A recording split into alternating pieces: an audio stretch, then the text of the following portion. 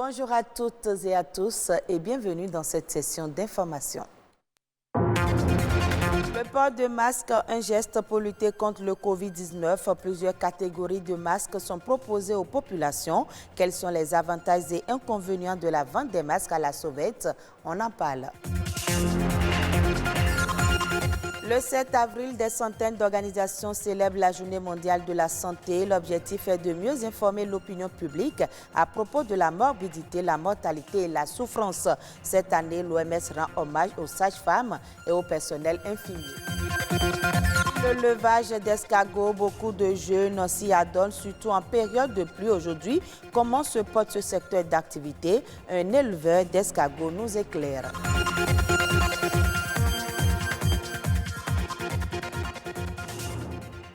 Merci de votre fidélité. Le port systématique des masques par tous les citoyens béninois fait partie des dernières recommandations du gouvernement dans le cadre de la prévention contre le Covid-19 sur le terrain. Plusieurs masques sont proposés aux populations, surtout ceux fabriqués en tissu et vendus à la sauvette. Quels sont les avantages et inconvénients de l'utilisation de ces genres de masques? La réponse dans ce reportage de Aurélie Sauton. Depuis la recommandation du port de masque dans le cadre de la prévention contre le Covid-19, les initiatives de production de masques alternatifs se multiplient.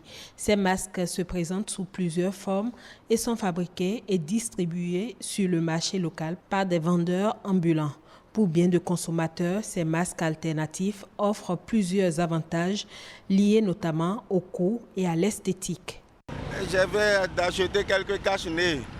Pour les enfants surtout, comme le riz existe, on a déjà eu des cas au Bénin, il faut quand même prendre des précautions. Donc, je viens de payer 5, un pour moi-même et 3 pour les enfants, déposer un en cas de caisse il y a. Je suis venu acheter un masque pour se protéger contre le virus en question. Des masques non emballés et traînés dans la rue. Leur port n'est pas sans risque sanitaire sur les utilisateurs. Ce n'est pas bien que des masques soient vendus à l'air libre comme ça dans les feux. Il n'y a aucune protection. Celui qui garde le masque, on ne sait pas si c'est lavé les mains. Pas plus tard qu'hier, il y a un collègue qui a raconté une anecdote. Il était en circulation et il a vu quelqu'un qui voulait acheter des masques, qui a essayé 3 d'abord et finalement il n'a même pas payé. Donc ce dernier était obligé de descendre pour aller acheter les 3 là et les éliminer automatiquement. Mais s'il n'était pas là, qu'est-ce que pourrait arriver aux éventuels acheteurs qui vont passer? Il y a un certain nombre de limites par rapport à ces masques-là. Déjà, ils n'ont fait l'objet d'aucun essai scientifique et ces masques ne disposent pas de filtre parce que les masques médicaux, il y a un filtre dedans qui permet d'éviter que les particules virales traversent la barrière et soient éjectés à l'extérieur.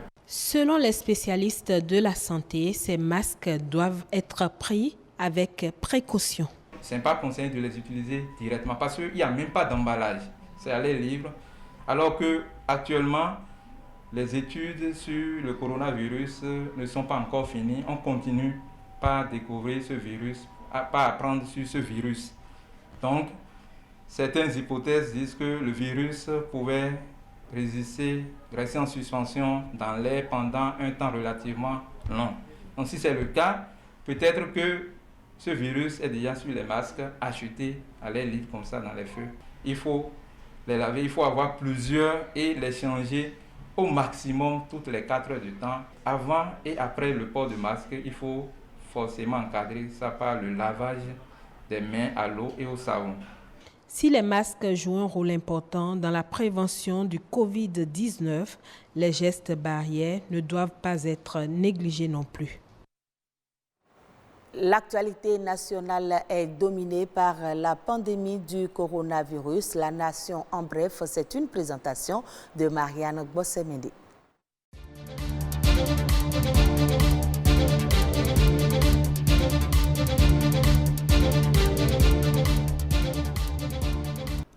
De nouveaux cas d'infection du Covid-19 dans les rangs des personnes en quarantaine ou en auto-isolement ont été signalés par le ministre de la Santé à travers un communiqué ce dimanche 5 avril 2020.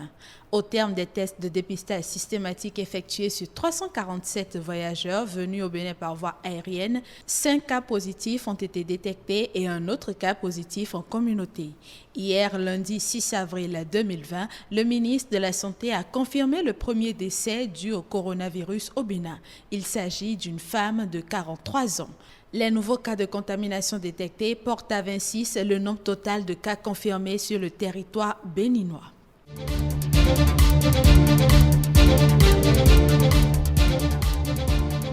Le port de masque est l'une des mesures barrières pour réduire la propagation du Covid-19 et son risque de contamination. Dans un communiqué du ministre de la Santé, Benjamin Rompati, le gouvernement béninois exige le port systématique de masques dans les 12 communes du cordon sanitaire à compter du mercredi 8 avril 2020 à 0 heure. Des masques dont l'achat est déjà subventionné par l'État et vendu dans les officines de pharmacie au prix de 200 francs. Les masques sont disponibles dans les pharmacies situées au sein du cordon sanitaire et nul ne peut acquérir plus de 2 par jour.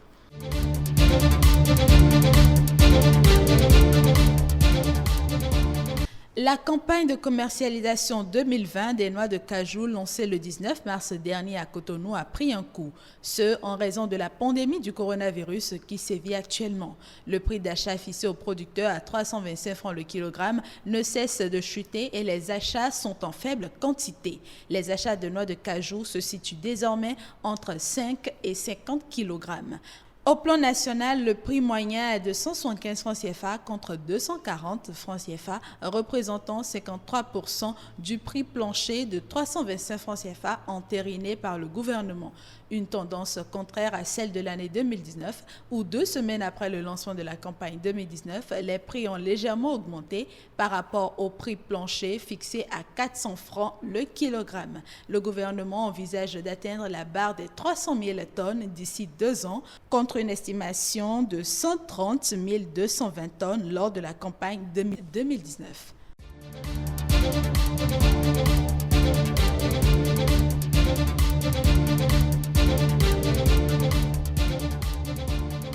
Et puis, en raison du Covid-19, la conférence des Nations Unies sur les changements climatiques, initialement prévue pour se tenir à Glasgow, en Écosse, en novembre 2020, vient d'être reportée. Une date ultérieure sera déterminée en 2021 pour la tenue d'une conférence organisée par le Royaume-Uni en partenariat avec l'Italie. Selon la Convention cadre des Nations Unies sur les changements climatiques, cette reprogrammation va permettre à toutes les parties de se concentrer sur les questions à débattre, mais également de disposer de plus de temps pour les préparatifs nécessaires à la réussite de la conférence.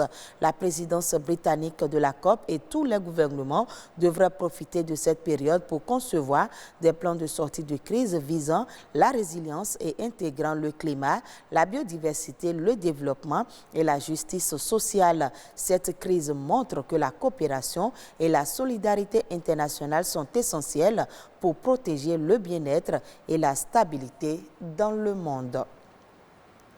Autre élément dans ce journal, on les croise partout dans les hôpitaux et les maternités. Eux, ce sont les sages-femmes et le personnel infirmier. À l'occasion de la Journée mondiale de la santé célébrée chaque 7 avril, l'Organisation mondiale de la santé fait plein lumière sur ces gens de santé qui œuvrent au quotidien pour la bonne santé des populations. Suivant ce commentaire sur image que nous propose Marianne Bossemeli. Lorsque vous entrez dans un hôpital, ils sont généralement les premiers à vous accueillir et à vous orienter.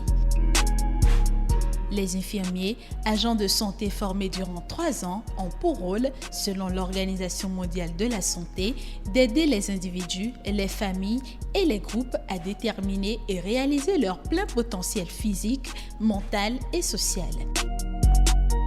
Ils sont aux côtés des patients avec les spécialistes et même après le passage du médecin, ils reviennent pour faire des soins infirmiers, rassurer et bien souvent apaiser les malades.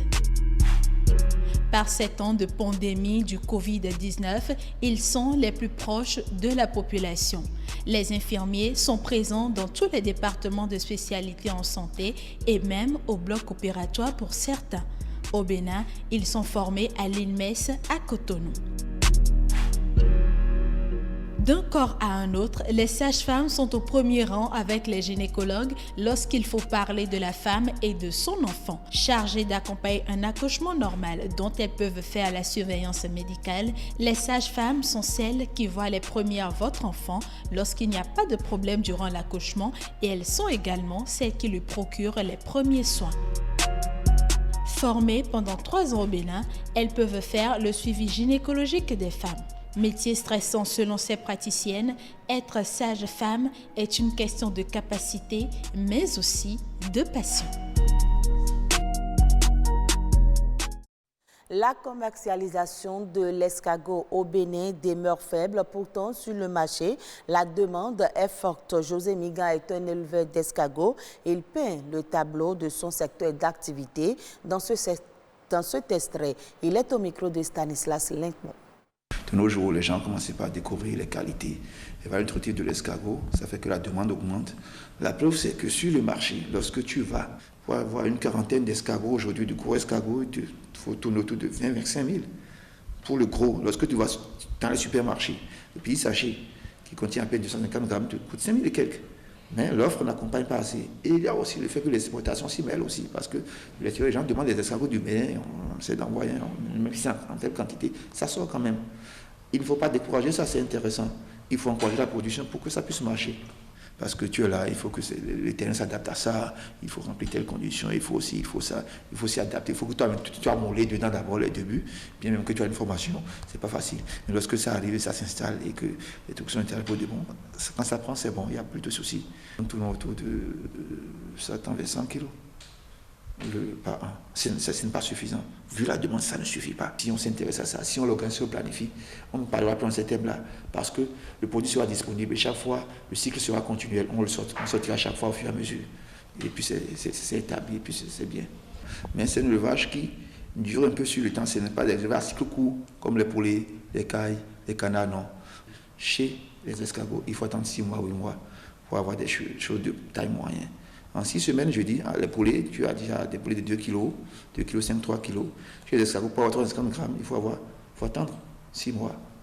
Vous voyez que la différence est là, ça fait que c'est un peu lent. C'est un élevage très intéressant en termes d'apport de devises, parce que les escargots ne demandent pas grand-chose. Leur ration alimentaire ne coûte pas aussi cher. Des herbes gras, il faut suffire d'avoir la connaissance, de savoir ce qu'ils mangent, d'améliorer un peu les résidus alimentaires, les fruits pourris, des trucs comme ça. Ils consomment sa satiété et ils se développent normalement. Et ce sera tout pour ce journal. Mesdames, Messieurs, merci à vous de nous avoir suivis.